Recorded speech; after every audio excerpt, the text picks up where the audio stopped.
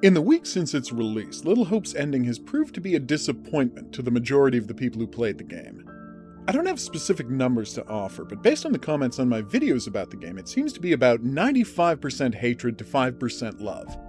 Of course, those numbers leave out the, I'm sure, large number of people who played the game, were fine with the ending, and didn't bother going to YouTube to watch videos about it.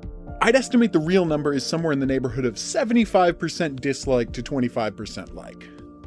I am, of course, firmly in the did not like the ending camp. The general consensus of people who liked the ending is that they appreciated the way that the game depicted mental illness and dissociative states, while the people who disliked it felt betrayed that nothing depicted in the game actually happened.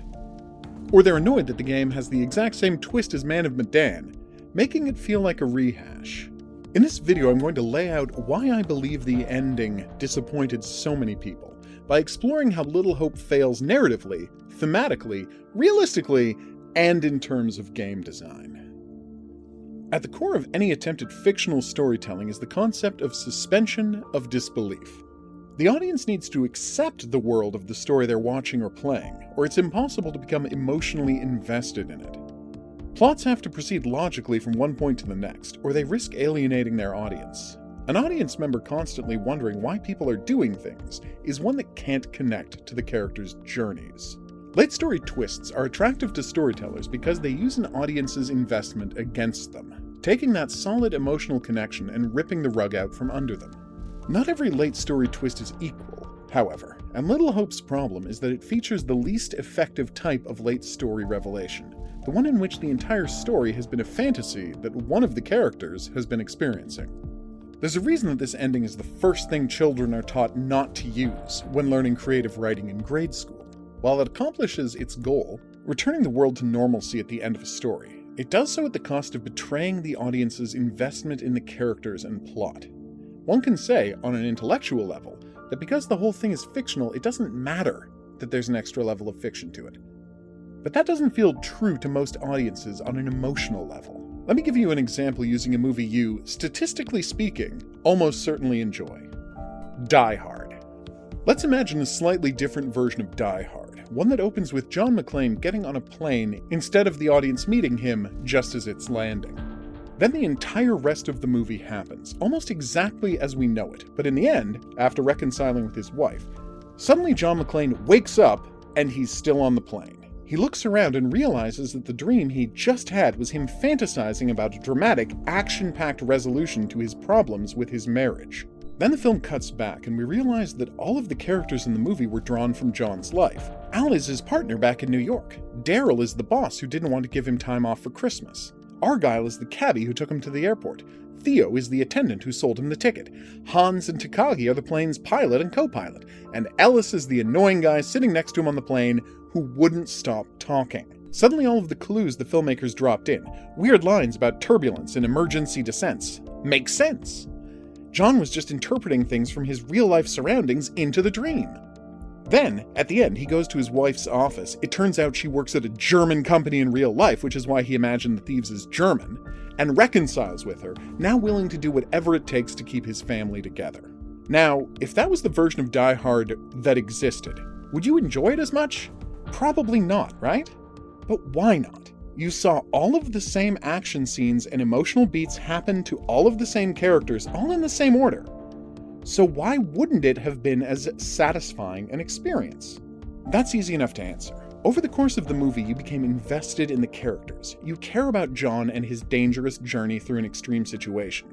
The revelation that it was all a fantasy he was having sucks all of the drama and stakes out of the film. The fact that the films take viewers on the same journey, a man learns to get over his ego and put his family first, isn't relevant. The fact that even within the realm of fiction nothing extraordinary actually happened still feels like a betrayal to the audience.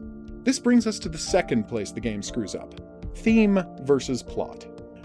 In the simplest possible terms, plot is what happens in a film, theme is what a film is about.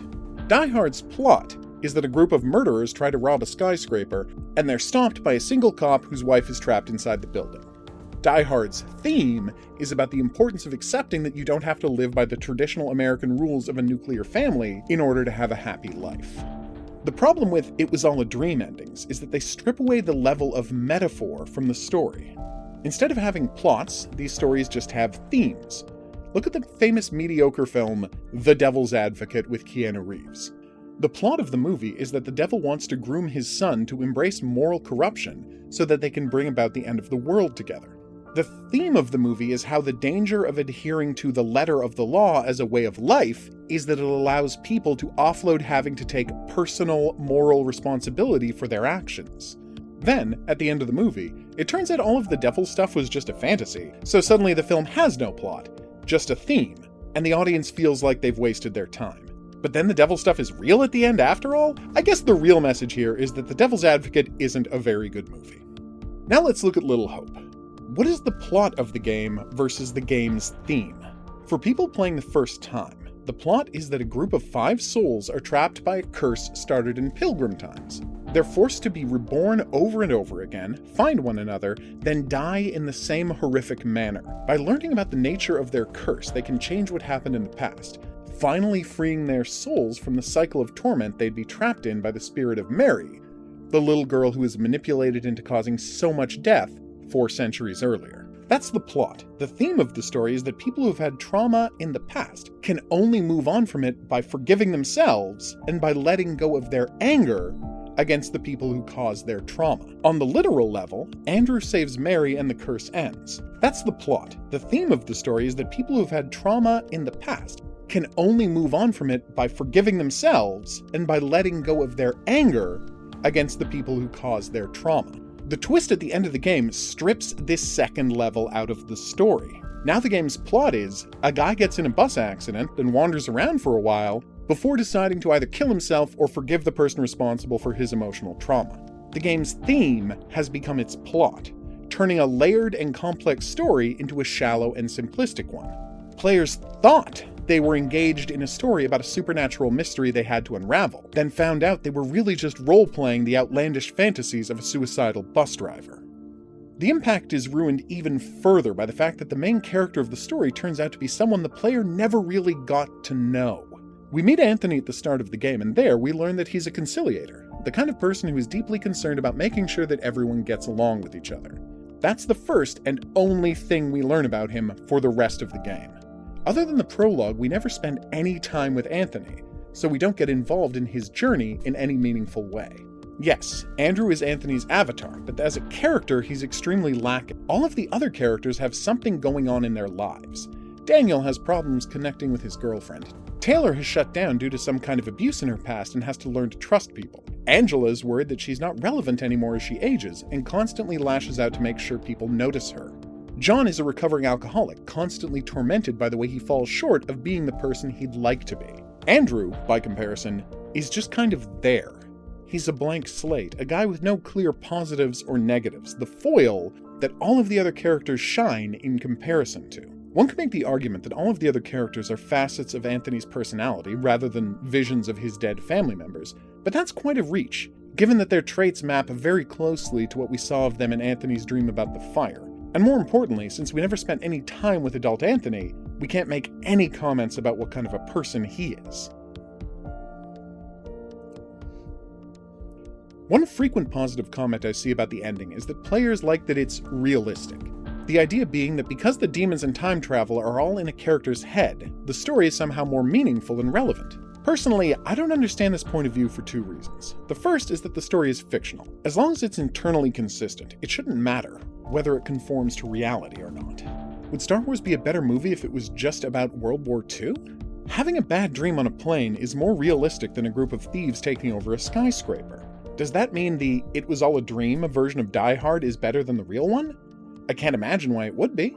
The prime grading criteria of fiction should never be how closely it hews to everyday life. Beyond that, however, I'd like to point out that the game is not realistic in any way, shape, or form. This is just not how mental illness works at all.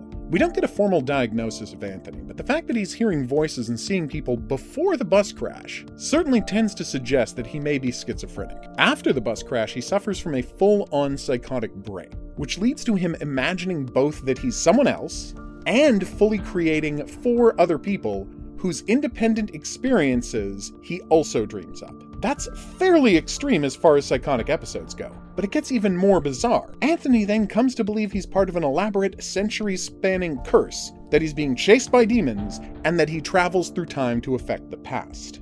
Any one of those delusions on its own would mark Anthony as suffering from one of the worst cases of schizophrenia in the history of psychology. The idea of someone experiencing all of them at once defies belief to such an extent that I'd argue demons, curses, and time travel being real would be ever so slightly more likely. This kind of elaborate, narratively friendly mental illness is every bit as much of a writer's conceit as including the supernatural in the story would be. The only real difference is that had the game featured supernatural threats and time travel, players would have understood that they were dealing with fantasy and metaphor. But by making mental illness the cause, there's a real risk that people playing the game might come away with the idea that schizophrenic delusions map perfectly with a person's real-life traumas, and can be easily overcome by interacting with elements of the delusion. This would be an incredibly dangerous message to take away from the story, and there's a chance that players might actually wind up thinking this way, or at least having their pre-existing misinformed beliefs reinforced by the game's story. Little Hope is an interactive movie. The thing that defines that genre of video game is that the player's agency is supposed to matter. Throughout a story, there are decision points that affect the flow of events, leading to a variety of possible outcomes. When this works, it can be incredibly powerful. Take, for example, Supermassive's other two high-profile interactive movies, Until Dawn and Man of Medan. In those cases, the stakes were clear and impactful. Decisions that the player made literally determine who lives or dies, and the characters' relationships with one another can affect outcomes in ways that are nearly impossible to predict the first time through. Not only does this make the player feel like they're part of the story, but it gives them a great reason to replay the game. Finding out how differently things could have gone is one of the main attractions of this genre. Little Hope botches this aspect of the genre in the most spectacular way possible. While players will be invested in every decision that they make the first time through, once they get to the end, they'll realize that none of the decisions they made or interactions they triggered mattered, other than the final one. By revealing that none of the characters actually existed within the world of the game, every decision they made regarding them ceases to be important. Who cares if Taylor learned to get along with other people? She doesn't exist. What does it matter if John fell off the wagon? Nothing he did actually happened. By botching the ending, the developers have taken away the player's motivation to go back and try again. Why bother spending hours playing around with characters' relationships and screwing up action scenes, if none of the things that occur during the game have any meaningful effect on the outcome? No matter who lives or dies, and no matter what their relationships to each other were, there are only two meaningful decisions in the entire game: whether Andrew shoots at Vince, and whether or not he keeps Mary from being burned. Players can make every correct decision in the game, turn the whole cast into a team, maximize all of their relationships, and ensure that everyone's best traits are locked in. But if Andrew condemns Mary, they'll still get a bad ending. Likewise, the player can screw up time and time again, turn the team into a group of contemptible monsters who hate each other before they get picked off one at a time by demons. But as long as Andrew saves Mary, they get a good ending. Making the vast majority of the game things that didn't really happen strips the player of all agency, and makes it feel like playing the game is a waste of time, since nothing they did has any impact on how the story resolved. This is the worst possible feeling that people can come away with when playing an interactive movie. It's also why people are reacting so much more negatively to Little Hope than they did to Man of Medan. Yes, the monsters in Medan weren't real, but the threat was.